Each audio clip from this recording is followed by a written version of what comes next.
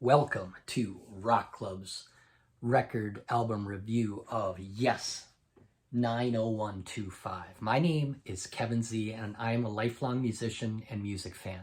I'd like to think I've gained musical wisdom over my 50 years of listening to, performing, and studying music from among my many favorite artists. Don't forget to hit like and subscribe to my Rock Club channel, as I intend to review another monumental album each week. I grew up with classic rock bands like Led Zeppelin, Boston, and Kiss. I watched as new wave bands like Duran Duran hit big on MTV and television shows like Friday Night Videos. I witnessed the evolution of 80s alternative rock and hair metal and the rise of grunge. I'll give you my perspectives on epic rock albums spanning across these years. I hope I can pass some of this knowledge along to my daughters, Sky and Ava, whose playlists include tunes from my record collection and my first generation iPod here. Also, other inspirations were folks from work who listened to my playlists and said, hey, music has really changed a lot, and we kind of dig some of this older stuff you're playing. So I'm reviewing artists' albums in their formatted order as they were originally intended to be listened to. So keep in mind, these are my opinions, so feel free to comment, agree, or disagree. So let's begin. Sometimes you get lucky enough to meet your rock star heroes.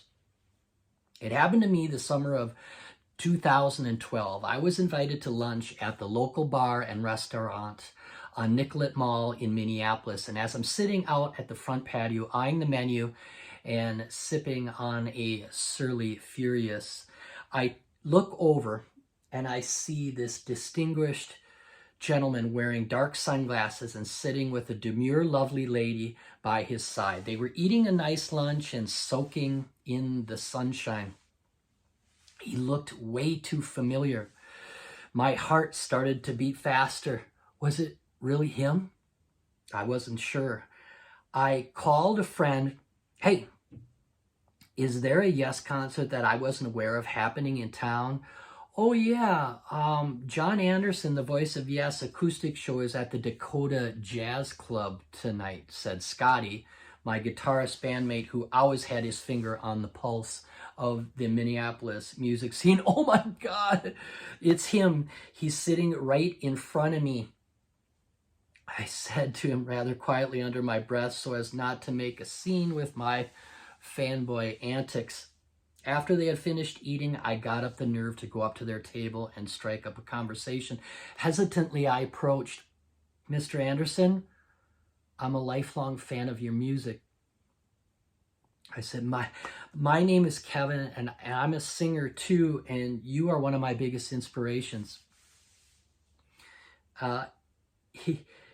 It was some kind of a spiritual experience for me that the sunlight seemed to emanate from him rather than shine upon him. He lowered his sunglasses to look me right in the eye, and he said, well, thank you. Are you coming to the show tonight then?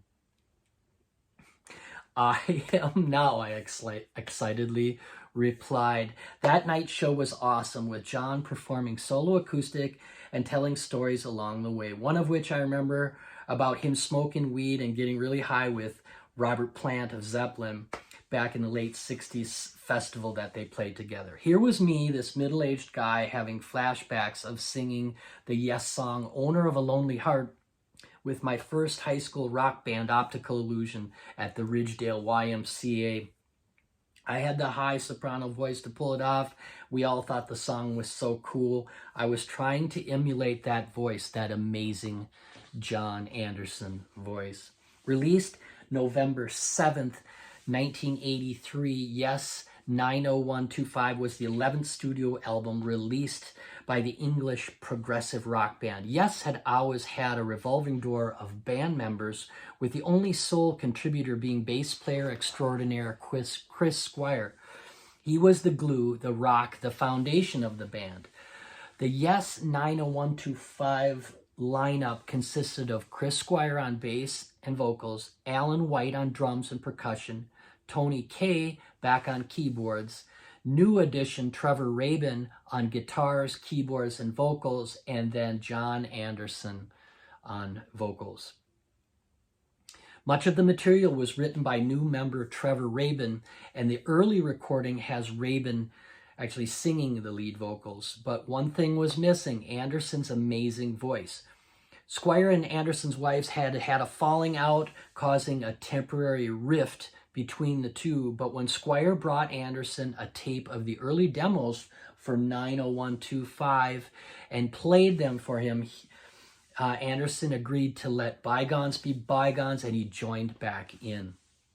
Produced by Trevor Horn, the album they created together would be the new Yes of the 80s, still amazing, complex, and scintillating.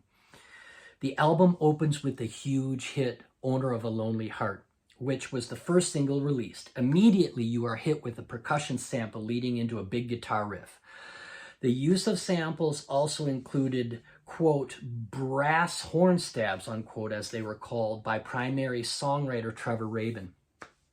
Add in Chris Squire's chorus-affected bass guitar and John Anderson's iconic vocals, and you have a sleek new modern 80s sound of the 70s premier prog rock band Yes.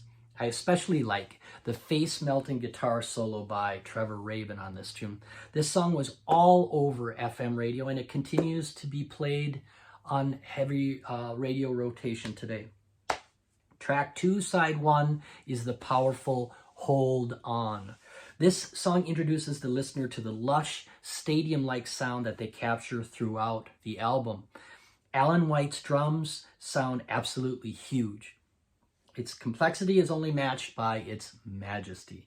Track 3, side 1, It Can Happen, was also the third single released from the album. It opens with a cool sitar part, along with percussive bells and electronic snare sound, which was all the rave in the mid-80s, by the way. Add in a tasty bass guitar filled by Chris Squire. The instrumentation is lush and layered, as are the harmonized vocals by John Anderson, Chris Squire, and Trevor Rabin. A real treat for the ears. Track 4, side 1, is the dynamic track, Changes. This is one of my favorites off the album. Written and sung by Trevor Rabin, the track opens with a cool xylophone part in a wild time signature. It's a song about a breakup and the changes that go along with it. After everything has been said, no one is to blame, and you go your separate ways. Been there, done that.